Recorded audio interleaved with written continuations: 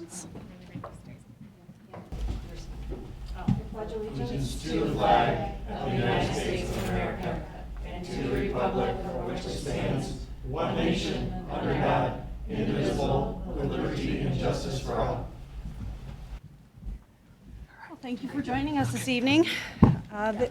Just to remind everyone, there are 2 sign-up sheets in the back of the room. There will be 2 opportunities for you to address the board. The first will be in a few minutes, and we ask that you limit your comments to the action items on this evening's agenda. The second opportunity will be at the end of our meeting when you may share information for the board to consider or address any topic of concern. Okay, and with that, we'll go right into our agenda for approval, deletions, and additions. Dr. Baracco. Thank you, Mrs. Suze. We do have a couple of revisions to the agenda under Roman numeral 7B1, personnel recommendations, and 7D 1 and 2 under Mrs. Castaneda's section. Those amendments are at your workstations. So moved. Second? All right, is there any discussion? Hearing none, motion passes. All right, we'll move on to correspondence with Mr. Marshall. We actually didn't. officially did not have a vote. No, we didn't. Oh, I'm sorry. It's I'm okay. sorry. Thank you. All in favor? Aye. Thank you. Our motion now passes. Sorry about that. We'll move on to correspondence with Mr. Marshall. I'm not aware of anything unless I've overlooked something.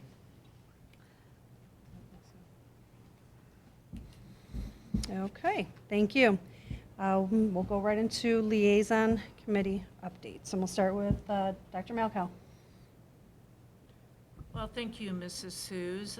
For Lake Central Education Foundation, I think just last week, the grant request went out for round 52.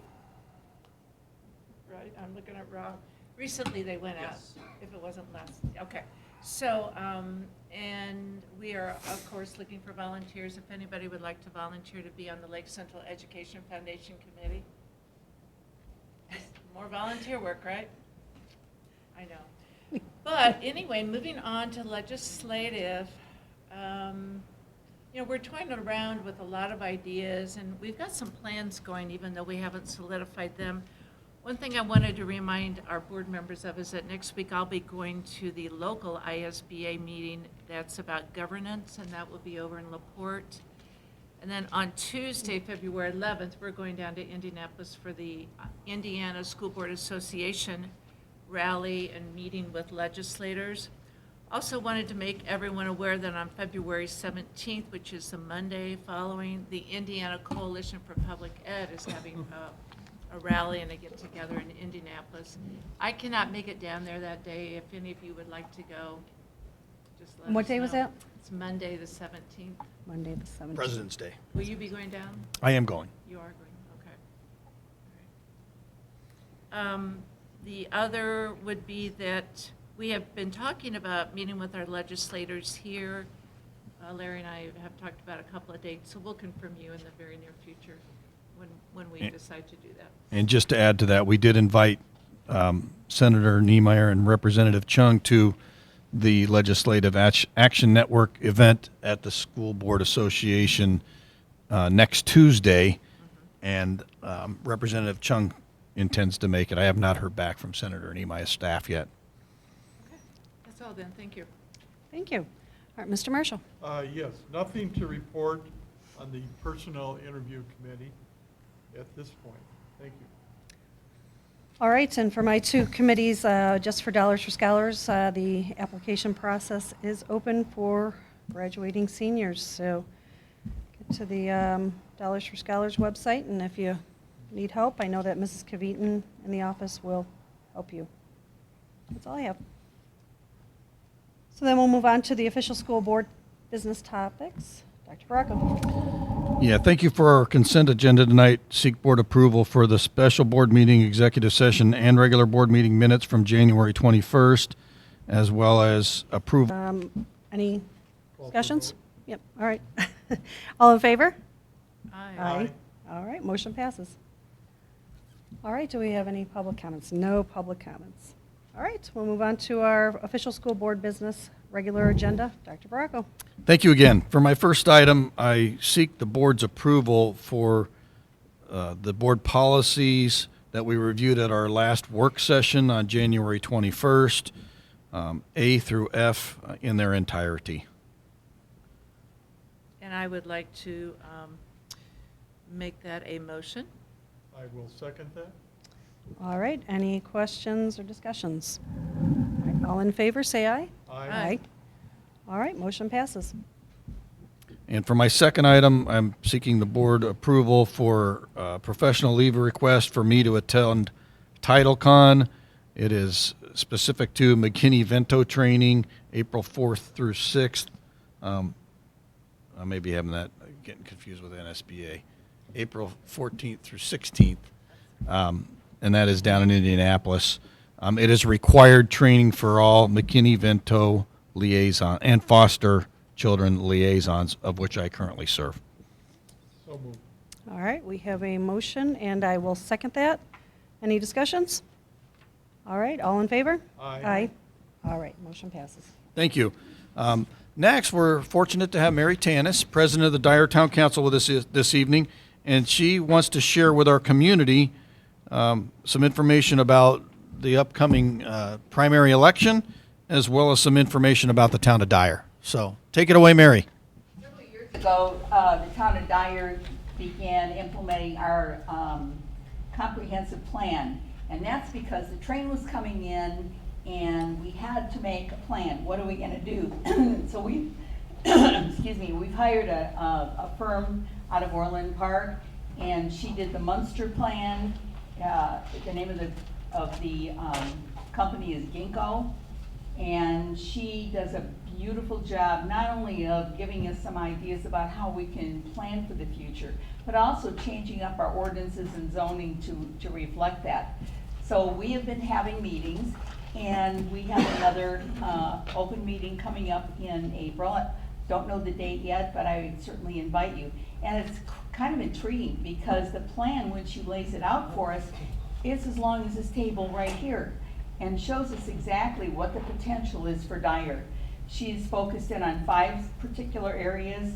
I think most of us would agree that we want to, first of all, take the step of doing something around the area by the Bison Buffalo in that intersection, because that's our gateway into our town. It's like we want to present it with curb appeal. When you come over that bridge from Illinois and you look to see Dyer, we want it to be perfect because we want to bring people in, we want them to stay, and more importantly too, we want to provide for economic development. Excuse me. We want to invite a lot of the developers in, a lot of businesses in, and it's kind of a new way of thinking to bring those people in. We want to focus in on Calumet Avenue, and of course the area around the station itself, down Sheffield. Lots of changes. So I invite you, when we have that public meeting, I'll tell Dr. Baracco, and please come because it's quite interesting. The last meeting that we had, there were probably 80 people there, not one negative comment. Everybody said, wow, this town really has potential. It's just thinking a little bit differently. When that train comes in, the housing is going to be a little bit different than we have right now. So I would invite you to do that.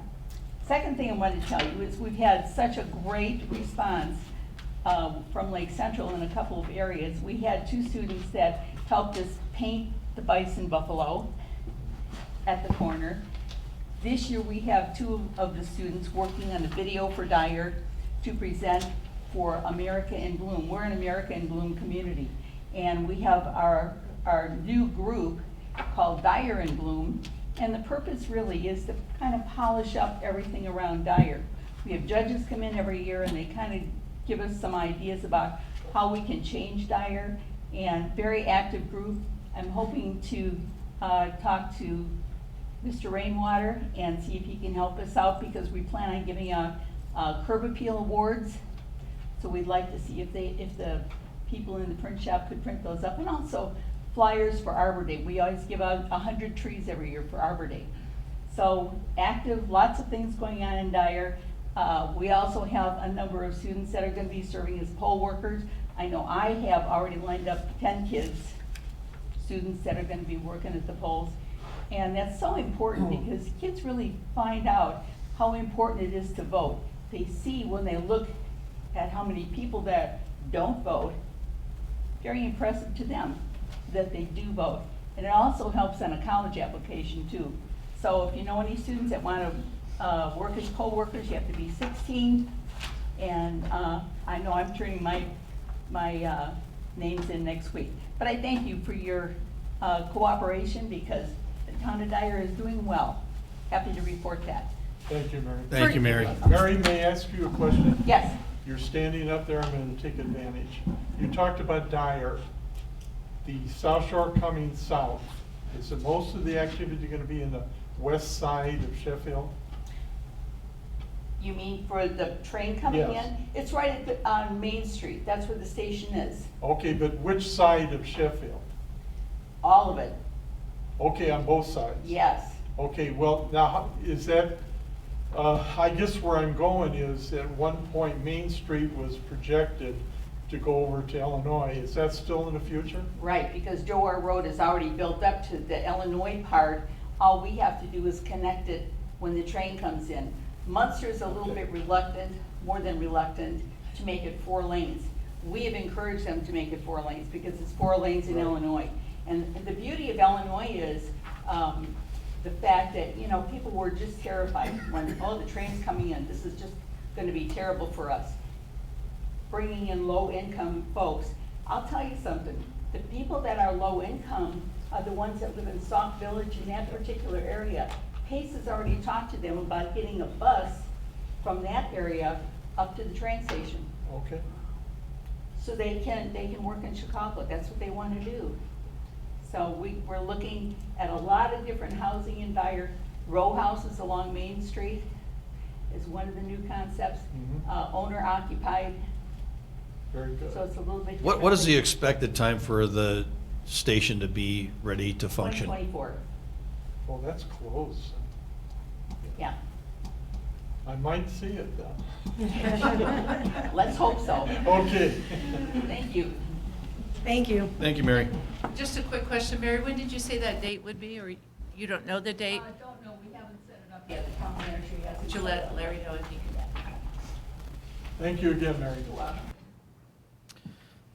Okay, my next item is to update the board on some pieces of legislation that we're following down at the General Assembly. Remembering that the governor in his State of the State address is planning on pushing out or convincing some legislator to run some legislation through to give schools some tax relief through the Public Employee Pension Fund. That would free up money for schools to use for other purposes. So we know that won't happen till the 2021 session, but we certainly are happy to see that chatter is still out there and that he's not backed off on that at all. Senate Bill 315 continues to concern us. This is the piece where we're supposed to get parents in before we interview students about any act of misconduct.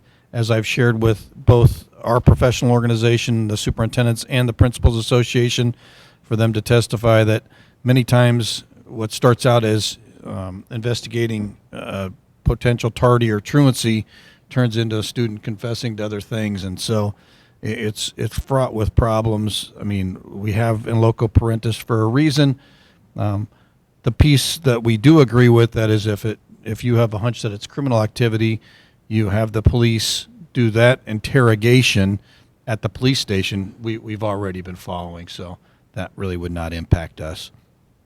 Senate Bill 295 is some school flexibility waivers, and on Friday we heard some of that stuff, but it's so early in the process that we're going to have to continue watching to see what exactly they're referring to. The piece that they spent a lot of time on in the webinar before I got interrupted had to do with students who are really far behind on credits and trying to, if they have fewer than 50% of the credits needed to graduate entering their senior year, that there are other ways for them to earn a diploma through mainly passing some standardized tests. So we'll continue to follow that. That one bothers me a little bit because I really think that if we have various pathways for students to get through to graduation. One thing that diploma generally signifies is somebody who has the grit to stick with things even when they get tough. So we'll continue to follow that Senate Bill 295.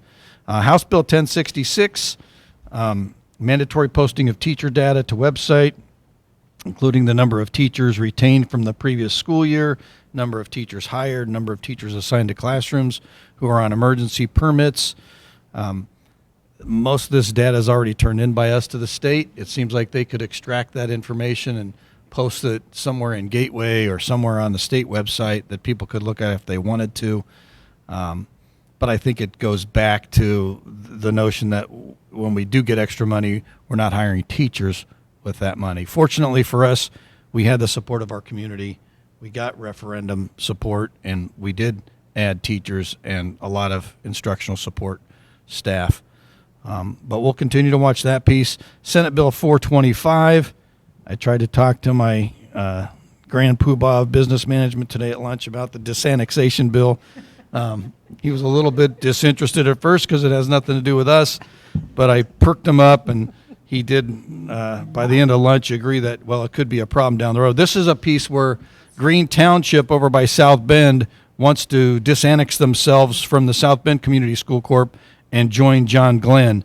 There are two different schools of thought on this. Some people at the meeting I was in Indy last Wednesday thinks John Glenn wants this township. Others are saying that it's pretty much a group of people who talked their legislator into putting this legislation out there so they could go to John Glenn instead. John Glenn's already open, so they're capable of going there if they want to. The impact of this, as we know from our school finance experience, is that if that assessed value of Green Township goes over to John Glenn, it'll be a windfall for them, and it will hamper South Bend because they've already got expenses affiliated with the schools that they run. And so it's a problem. IASBO, IAPSS, which is the superintendent's group, School Board Association attorneys all opposed this legislation, and it's still passed out of committee 11-0 without any discussion. So we'll keep following that one. I mentioned 1003 with the mandated trainings at our work session this evening. Of course, the frequency is all over the board. The number of trainings has really grown in the last handful of years. And so some of the people really hope to get a lot of these trainings to be required at the time of license renewal or of initial license. Of course, that doesn't catch everybody because we have some life license folks still. And it's probably not frequently enough when it comes to something like CPR. As you know, we have our coaches do CPR training every year. House Bill 1204 requires January graduates be added to the February count, and funding increases will be effective this year. So we celebrate that piece of legislation because prior to this piece coming out, we were being punished for having January graduates, which did not sit well with school superintendents, principals, or business managers, or anybody else. House Bill 1126, mandatory school board training upon election or after 4 years. Well, that's kind of funny because to get elected would be 4 years later anyway, since that's the length of the term. So I guess every time you get elected, you'd have to go to the training. I believe the training will be something similar to what Dr. Malco's attending in LaPorte next week. And then House Bill 1229. It hasn't gotten much press, but it actually repeals the compensation model. So we're very interested in that because we would like the flexibility to return not exactly to what we had before with step increases for people, but in some type of a modified form where we can give hope for those people at the bottom of the pay scale so they can see a career ladder where down the road, if there's money, they would get their raise first before people at higher salary levels. So we'll follow 1229 going forward. Remember, after bills pass both chambers, they go back to conference committee to work out the differences. And so lots of things can change. It's fun to follow it and to watch it because some of this stuff is interesting to me, but you never know how it's going to end up until the final gavel hits the, whatever that thing is called. So, okay, any questions about any of these pieces or anything else going on down at the General Assembly? I'll try to answer them. I do. You sent that information to us, correct? It's in our packet that you emailed to us? Yes. Okay, I left that at home. But did you mention that you were attending a webinar on Friday about Senate Bill 295? Is that what you were talking about? I listened until I got interrupted with a couple of serious matters that I didn't get to finish. But it was about Senate Bill 295, or this was the one that? They were talking about it a little bit, yeah. I could try to find the archived thing for you if you're Was interested. that through ISBA, or was that Yes. through your? Yes, it was. Okay. Yeah, it was Terry Spradlin. Right. I think I registered for that, so I probably have the link somewhere, but if you think to send me the link, that'd be great. Okay. Yeah, because he had someone on there, he was interviewing 2 legislators, right? Mm-hmm. Yeah, okay. Correct. All right. You have one more.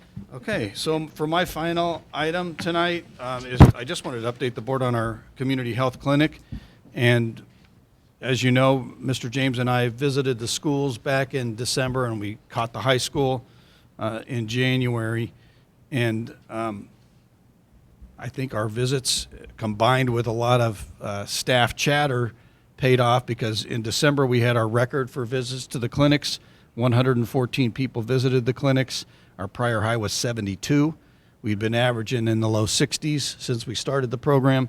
So remembering that this clinic is free to our staff members who are on our health plan, and we also save money on every visit as a corporation too. So one more thing that's working for us, and we'll continue to look for ways to save money with our health plan. That's all. Very nice. All right, thank you. Now we'll move on to Mrs. Mucha. Thank you, Mrs. Suze. I have the following personnel items for approval, and I do want to draw your attention to Marie Barron. With 19 years, she'll be retiring this year. Move to approve. Second. All right, so we have a motion and a second, and any discussion? All right, all in favor? Aye. Aye. Motion passes. Thank you. I'm also seeking board approval for 2 professional leave requests, one for transportation and one for Melissa, Karen, Marcy, Officer Staymate, and myself to attend a seminar on bullying. I will move that we accept that. All right, and I will second that. Do we have any discussion? All right, all in favor? Aye. Motion passes. Thank you. We are privileged today to have our middle school athletic directors with us, and they are going to give us a report on the winter session. So we have Lori, and we have Bill, and we have Lisa with us today. Very good. Thank you for coming.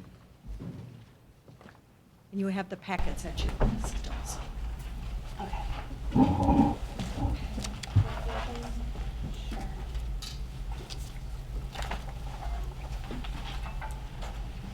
I don't want to trip over any cords over here. Well, we have our presentation here. It should come up here shortly. Here it comes. Here, you want to put that over there? I don't need that anymore. All right, so I'm Lisa Huguenard from Grimmer, and I'm going to start with our introduction. Lori Smith from Clark and Bill Gray right here from Kaler. And winter participation, Clark, boys basketball, 7th grade had 18 and 8th grade had 24. Actually, their numbers were really good for everything, 87 total participants in the winter sports. Grimmer had 68 total, and Kayla had 87 total for the winter sports. Winter coaches for Clark are on our next slide, and Grimmer and Kayla as well. You can see. I only had, Ryan Schweitzer, my 7th grade coach is only a 1 year because my coach from 8th grade the previous years will be back. That's like my biggest difference, and I think your guys' are all pretty seasoned, right? The only difference, we should be getting a new wrestling coach next year. Our wrestling coach did put in his resignation. So. In boys basketball, Matt Welch was 7th grade last year. The 8th grade coach left the beginning of this year, so he moved up, and then we added a new 7th grade basketball coach. And I don't know how long you've been here, but that name is familiar. He's a former student of mine, former Lake Central student, college, and played in professional overseas in Europe. Mike McClusick. Exactly. Can I ask a question before you go any further? Sure. If you go back a page when it talks about the participation, is there a average number that you try to reach? Like Clark has 24 8th grade boys, Grimmer 14, Kaler 16, a big difference. Is there some type of? Ultimately, the goal was to try to get to 16. There's no magic number, but we just threw out a number we thought would be a good coachable number with 2 coaches. Clark's 8th grade coach, I talked to him, he just felt they were all pretty even in regards to talent and athleticism and everything else, so he was fine with coaching. We are having some issues periodically with the B concept, just based on numbers, which you'll see for the second winter session. Girls basketball didn't go quite as well as we'd hoped, but actually it was better than last year. So wrestling's unlimited, cheer unlimited as well. I think we only cut like 2 people just based on the fact that there's a minimum criteria you have to meet for cheer, and only 2 girls were unable to meet that. Thank you. Any other questions? All right. You wanna go? The clerk? I have one more. Go to the next one. So this next slide is about the Clark records and results for the year, for the season. The 7th grade EC was 4-2. 8th grade was 5-1 in conference, and they did lose to Grimmer in the tournament. Wrestling. Wrestling, EC was 1-5 in conference. It looks like they had some conference weight class, 1st place, 2nd place, and 3rd. I think our numbers were low, so it was hard for them to win when they had to forfeit so many. Yeah. Oh, yeah. So that's where our numbers came. All right, ready? So here's Grimmer's recognitions. 7th grade overall, their conference, you can see how they did. 8th grade is up there, wrestling. Any questions on those? And then I But believe. you're at Clark, am I correct? Yeah. And Yeah, you're, she's at and you're giving the report on Of Grimmer? course. Well, because we She took the first 5, I'll take the next 5. You're just trying to confuse us. Yeah, 6. Instead of us alternating every 3 slides, we Yeah. thought we'd break it off into sections. We're just trying to show the great cooperation Exactly. between. No, Right. cross-directional there. But we caught you. But I do have a question about the wrestling, because like Lori was saying, the numbers are low. So do we ever combine middle school, low number sports? We do. the only football right now. Right now. We haven't. My numbers are so low with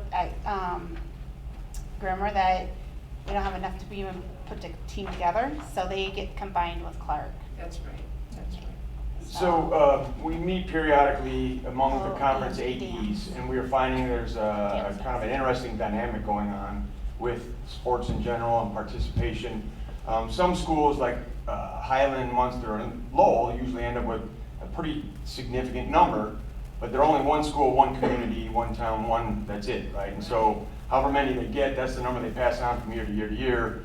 And you know, we've had some issues with them about, well, you know, you guys really shouldn't combine because you're creating a super team or whatever. Like, you gotta understand, we're one of the few high schools that I know of that have 3 middle schools feeding into it. So we are our own A, B, C, D, E teams, and our numbers are gonna be low because we're 3 communities going into, smaller communities going into an individual middle school. So as mildly worried as we were about the participation, we're noticing single communities having the same issue. I think it's just an overall general concept of certain sports, like wrestling. You know, it's just not everyone's favorite. You either are a wrestler or you're not. It's not something you just join to have some fun kind of thing. So, well, and I mean that based on the fact that, you know, with such an individualization of sport now, If you're not a wrestler, then you don't join the wrestling team. Well, and I think there, like for us, I know there's some boys who would like basketball better, and well, basketball season is during wrestling season, so obviously that factors into, you know, picking their favorite Yeah. sport also, so.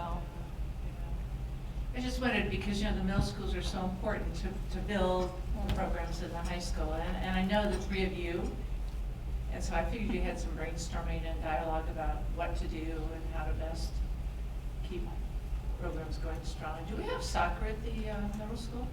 No. I mean, I'm just asking, I don't know that we would. We've been asked about soccer, middle school tennis, and there was one more, middle school baseball. We felt with everything we have going on and facilities and everything else, and more importantly, everything that's going on outside in the community, to try to fight certain club groups and stuff, we just felt it was, Right. you know, Right, probably not feasible at this time. right. Okay, that makes sense. So, to Kaler's, their achievements, they have boys basketball listed first, 7th grade team, 8th grade team, and then wrestling. I know it's in front of you, so. For the winter athletics, cheers up here also, they did quite well, it seems to be.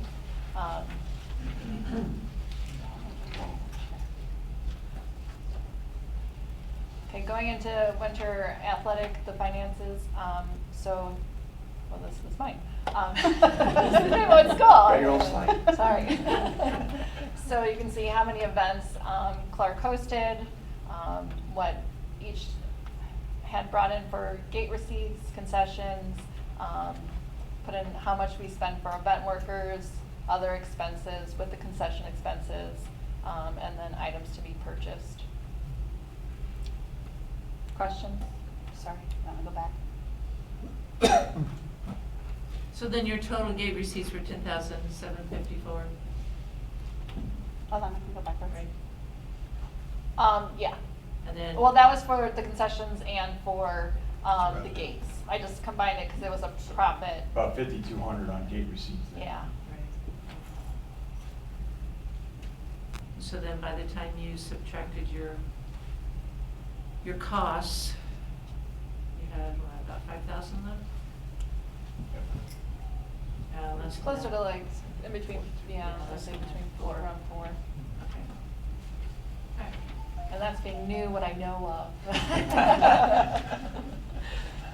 I'm still learning.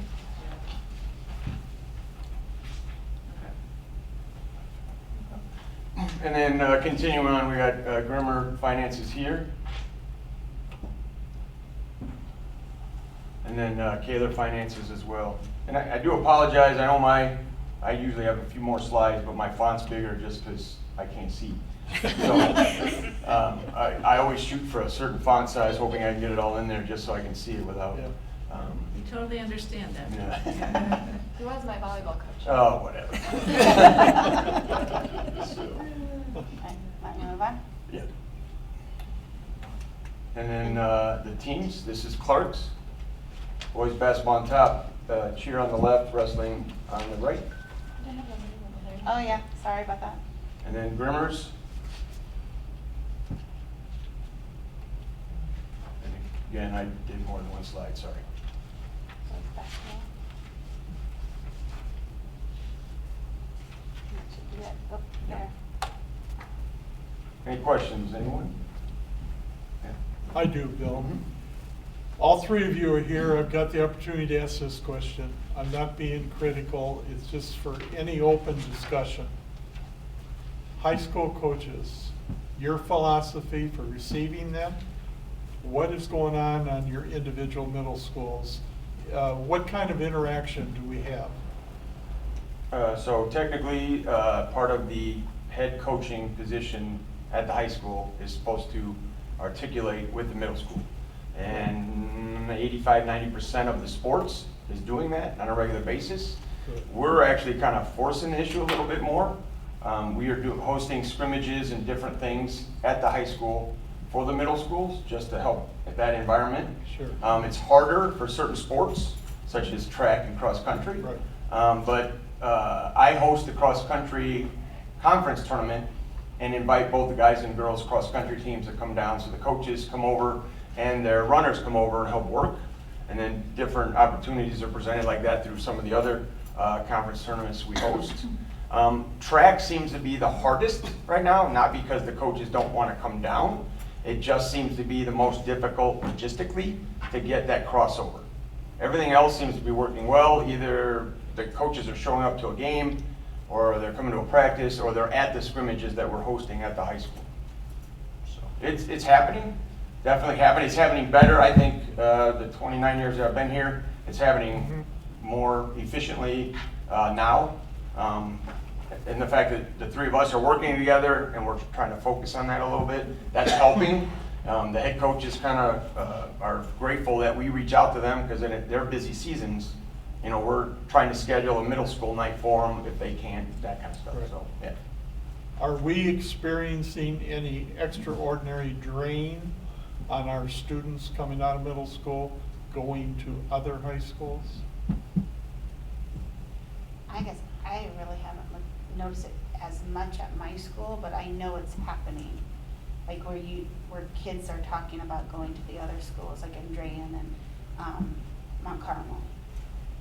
I But feel like with some of those kids though, I think they're just that fear of being not the best, you know, and they want to be the best, and their parents have pushed that.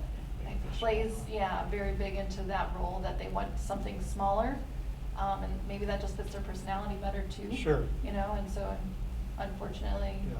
I think we have certain families, especially in St. John, that I think reach out for looking at Mount Carmel and especially Andrean. Okay, but nothing exceptional out of the ordinary. This year, I think we actually had a reverse. One kid was going away, and through middle school and high school coaches, ended up pulling one of the good athletes back. That's good. I don't know if he actually was going there. I mean, they were talking about Sure. it. I did personally had an incident last year where I had coaches from a high school on grounds at a middle school football game. Immediately reported that to Chris.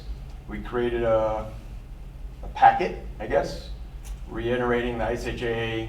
Unfortunately, it was from a different state, so there was some discussion. I hear you. But the packet and everything else went out, and basically told anyone that isn't an LC school corporation coach, if they are recruiting, they're going to get turned in. So we do have a policy in place that we do implement if we do catch something like that going on. I appreciate your candor, thank you. I think too, when the kids realize how good of a school we have, you know, they're looking at academics obviously also, and they realize that what we give our community is a lot more than what some of those smaller schools can give them. So I think once we start talking academics with them and realize that you're a student first, that helps to pull them back into Lake Central. Good comment, Laura. I know one of the fears often is that the school is so big, but then I remind them, if you plan on going to college, that school's gonna be bigger. So this allows you to kind of get that stepstone Sure. to the next bigger step, and so you don't feel so overwhelmed, because I had a couple personal stories where my roommates all left when I was in college, because it was too big for them. So, and I just happened to be adapted by then because of the fact that I attended here, so it worked out well. Good presentation tonight, thank you. Thank you. What you were saying about the articulation that's occurring, I hear it from the parents. And that's really cool, because they will say to me that Coach so-and-so at the high school level is at all these games, and he's building relationships with these kids, and I'm going, wow. I mean, it's pretty amazing. So what you've done and what you've encouraged is really happening, and it's being noticed by parents. So I'm very, very pleased to hear that, and I wanted you to know that so you can celebrate that also. It's a good thing. And Mr. Alicia, wasn't there a well, you would know, there's a young man that was an 8th grader this year that almost beat Glenn Robinson's record? Maureen Betty, yes. What was it? Dorian Betty Yeah, is the student that you're talking about? I don't know his name, I just heard Yeah, I about think it. the record was 42 points. Yeah, I don't remember what his point, what he got throughout the season for point wise. I haven't really seen those records yet, but he was our highest scoring and person, student out on the floor for 8th grade. So, ball handler as well. And the record was 42 points by Glenn Robinson? I'm not 100% accurate on that. Let's say that, I know okay. Dorian didn't reach it. He did reach It was it. close. Yes. He was close, I think. That was a rumor going around, those little 8th graders anyway, so it was pretty cute. Thank you Thank very you. much. We Appreciate you. appreciate it. Keep up the good work. It's happening. All right, I see that Mrs. Schoen, Director of Primary Education, is not here, who will be taking. I'll take those. Great. On behalf of Teresa, I'd like to request your approval for the professional leave request at the primary level. So moved. All right, we have a motion, and I will second that. All in favor? Aye. Okay, motion passes. Thank you. Mrs. Castaneda. Thank you. For my first item, I'd like to seek your approval for the professional leave requests at the secondary level, the revised copy that you received this evening. Move to approve. All right, we have a motion. Do we have a second? Second? Second. All right, thank you, Dr. Malkow. Any discussion? Yes. All in favor? Aye. Motion passes. Thank you. For my second item, I am seeking your approval for the field trip requests, the revised copy that you received this evening. I will move to approve. Second? All right, any discussion? All in favor? Aye. Aye. All right, thank you, motion passes. Thank you. And for my last item in the board packet was an 11-page document. That is our official proposal to the Department of Education to bring the alternative program back to the middle schools here in Lake Central. As I stated in the proposal, hopefully you had a chance to look at it. We have had a partnership with Pathfinder Academy, which is based out of the school town of Highland. They serve both our high school students and our middle school students who are in need of an alternative program. We've been very happy with the services we've received there, but over the past few years, we've noticed a trend where more and more of our middle school parents are reluctant to send their students to another school district that's 25, 30 minutes away, increases time on the bus and things like that. Some of our high school students are much more motivated because they want to earn those credits to get their diploma and graduate. But at the middle school level, we currently only have 5 students who are attending, and we have many more slots available because we haven't been able to get parents to buy into going to a different school district in another town. Over that same time frame, though, we have noticed an increase in the number of students at the 7th and 8th grade level in particular who seem to be having multiple Fs, multiple failing courses. And so we need something that will address that. Research has shown that freshman year oftentimes dictates whether or not they're going to be more inclined to graduate in the 4 years of high school. And so we want to make sure as they're leaving middle school then that they're going to enter high school with the best academic foundation, studying skills, organizational skills, and things like that that they can possibly have with them. The other thing that we've noticed is that there's been a bit of an increase in the number of students, not just here at Lake Central, everywhere, which is why there's such a push for social emotional, but with anxiety. And some of that anxiety for some students is about coming to school and getting through that entire day. And so if there was a program that was more condensed, that would help alleviate perhaps some of that stress and improve their attendance to make sure they're learning and getting their education. So for those reasons, we want to bring it back here to Lake Central. We are in a position at Grimmer Middle School with declining enrollment that we have space available to house a middle school alternative program. It would probably require a couple of classrooms, and so those would be at our disposal there. We also thankfully passed our general fund referendum, or operational fund referendum, I should say. And so we have the community support necessary to bring it back to LC as well. So our proposal is an alternative program that could host both 7th and 8th grade students. We would like to keep those groups small, and so we tried to limit it to about 10 per grade level with flexibility. If one year it was 9 and 11, of course, we're not going to bat an eye. The only thing the state limits is that they want about a 15-to-1 ratio of students to the teacher. We would like to hire a teacher to run the program who hopefully is certified in both language, arts, and math. Sometimes finding certification in both high-stakes areas can be a little bit difficult, so if we couldn't find that unicorn out there, we also have the flexibility to pull some of our own teachers at Grimmer if need be. With the declining enrollment, if we had to go down a section or so of some of the subject areas, it wouldn't greatly impact the rest of the class sizes there. With the social studies and science, because I guarantee we cannot find someone certified in all 4 core academic areas, And Mentum does have an online courseware similar to the Plato that we use here at the high school for credit recovery that we have students using, but with the support of the teacher who is overseeing the program. So they would just be sitting on the computer, they would be interacting with their teacher as they work through those lessons on the computer. Grimmer also could help provide through their staff counseling services, whether through their guidance counselors or their school service provider. In the proposal, you'll see that we're asking for a shortened day. It's a little over 5 hours as opposed to the almost 7 hours that a regular school day would be. For some of our students, that would make a world of difference if they had that condensed shortened day, because it would make them feel less anxiety. It would also allow them to really just focus on those core academic areas, which is where we want them to develop before they head into high school. The alternative program would use a point system. This is similar to the one that they have in Highland. I also oversaw the start of the alternative program in Munster, and we did something similar. We want to give them positive behavior incentives for their work ethic, for their attendance, and for their performance within the alternative program. We think it would help the community because if students who maybe are skipping school or are not coming to school as much, it would decrease that risk of truancy and some of the things that might come along with that. And then in terms of funding, while the majority of it would come from the referendum, at the end of year one, they do a report from all the alternative programs across the state. And so typically the funding you receive per pupil is around $650 to $700 per child. That, along with the ADM dollars we would have for those 20 students, would cover a decent portion of the program. Pathfinder right now costs us between $75,000 and $100,000 a year. That's for the high school and the middle school program combined. The reason there's flexibility is that sometimes if the numbers change, then they budget accordingly when they charge us the amount. So that cost would drop to about 2/3 of that, since it would just be the high school students going to Highland. We have made the school town of Highland aware that we'd like to pull the middle school program back due to the low numbers, and they are in favor of that.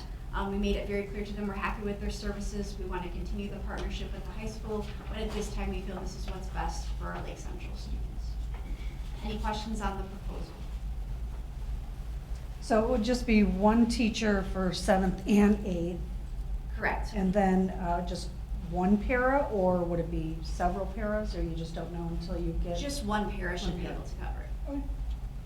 Thank you. And so would a parent have the option to refuse this? If we're hosting it here, no. Currently, because of the traveling, they do, but if we're hosting it here, it would not be a choice. It would be, we've gone through every other possible Okay. option we have, and this is what we feel is the best way to help your child be successful. Okay. And I did read about transportation, but would the buses still pick them up from their home? They'd go to their school, and then the school would take them to Grimmer? Is that how that would happen?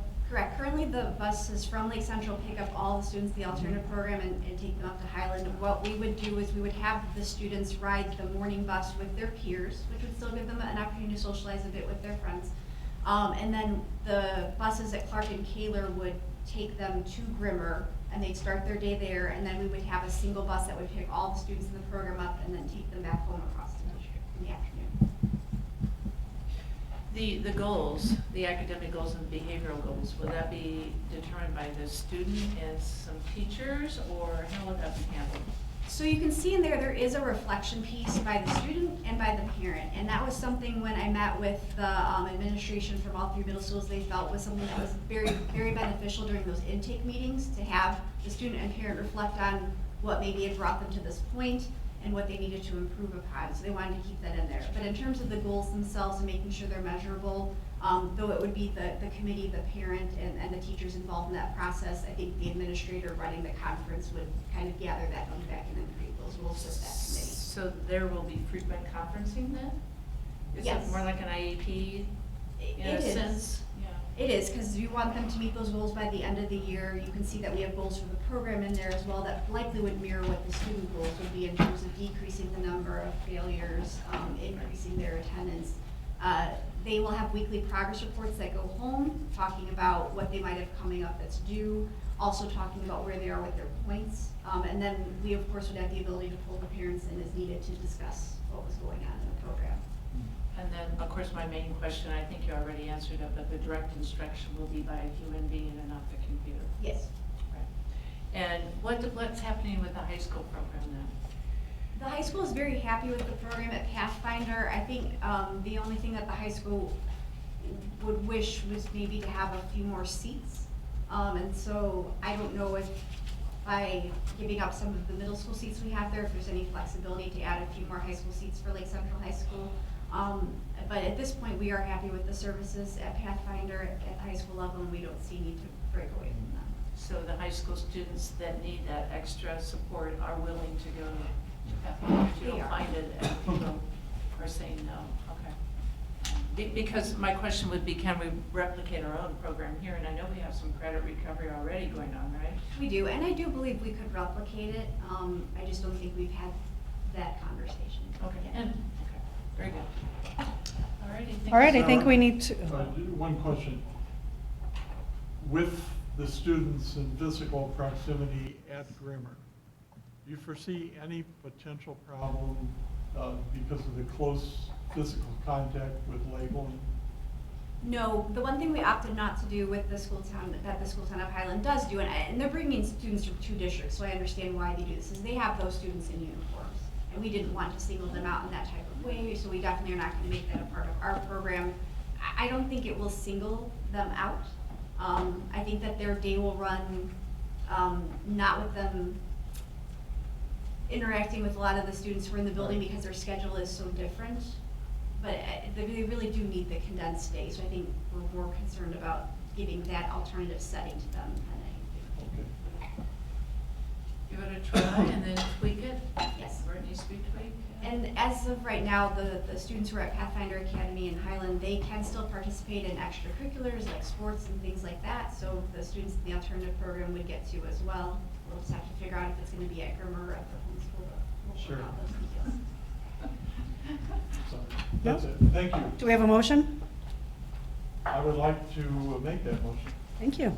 Mr. And I Marshall? would like to second it. Thank you, Dr. Because it's a great Malka. program.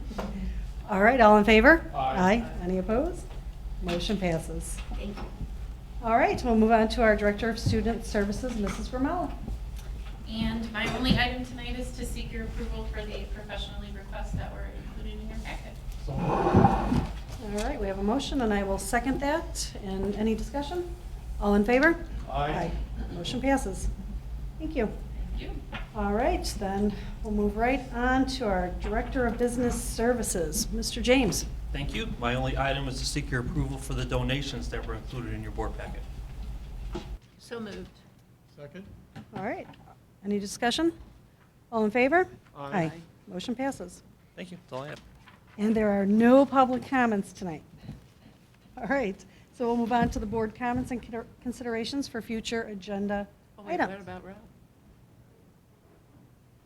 Did you do- Rob just I did just it. did my donation. Oh, that was Donation. it? Yeah, Oh, I, he said that was no, it. I thought you were gonna go through this.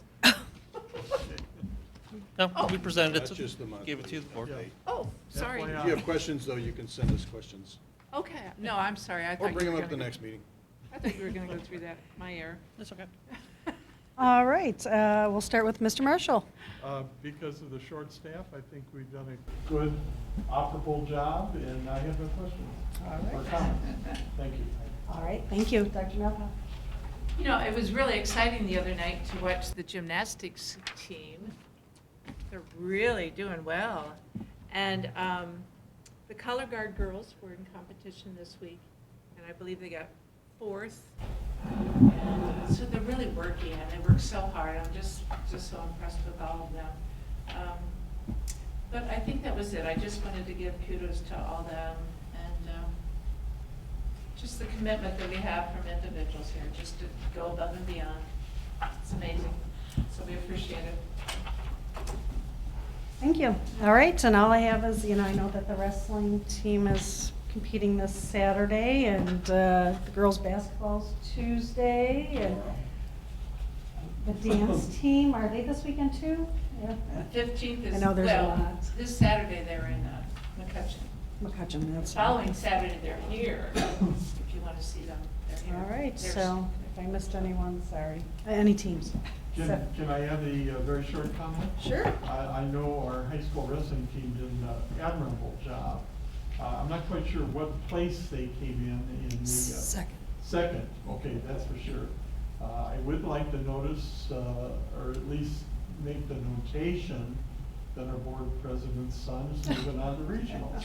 So, we'll see what happens Saturday, so. So the wrestling sectionals, they're second? They took second, last Saturday, right. Wow. Yeah. Crown Point got first? They did.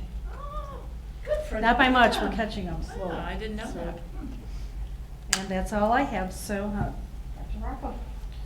Okay, so you mentioned girls' basketball. We are hosting that tournament, the sectional tournament. It begins tomorrow night. If you want to go, board, there are tickets for you in the athletic office. And we are back here on the 17th. That is if Cindy and I make it back from the Coalition for Public Education rally. But no, we'll be back. That's a early afternoon event. That's all I have. Thank you. Thank you. I move for adjournment. All right. I'll second that. And we have a second. All in favor? Aye. Thank you. I need signatures. This is sick.